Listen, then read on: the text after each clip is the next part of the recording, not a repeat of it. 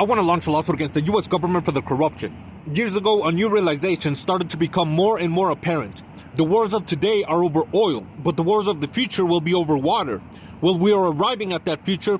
With the planet projected to get warmer and drier, fresh water will become even more of a valuable resource. And Wall Street has started working on privatizing water to profit off this emerging crisis. So have billionaires.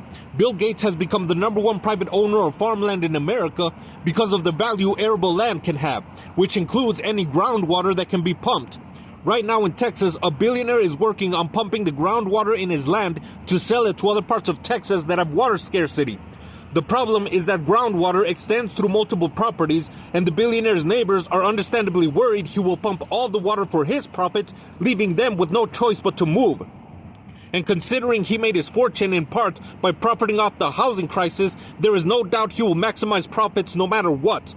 But water isn't like housing or other material resources. It's needed for life. It would be like privatizing air, but worse because we are running out of fresh water. Texas is already seeing a legal war for water, and other parts of the world are seeing infrastructure wars to control the fresh water around them. Now add to this problem the need for water by data centers, and it further exacerbates the problem.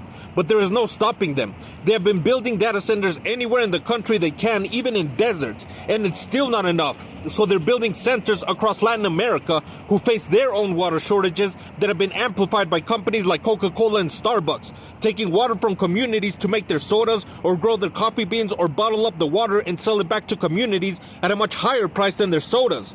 I really hope there are scientists out there working on solving this problem because corporations and the rich are making it so much worse. Please subscribe to the channel to support this organization so we can sue the US government and get them to take this more seriously. Because as hard as it would be, it is possible to live without oil, but it's impossible to live without fresh water.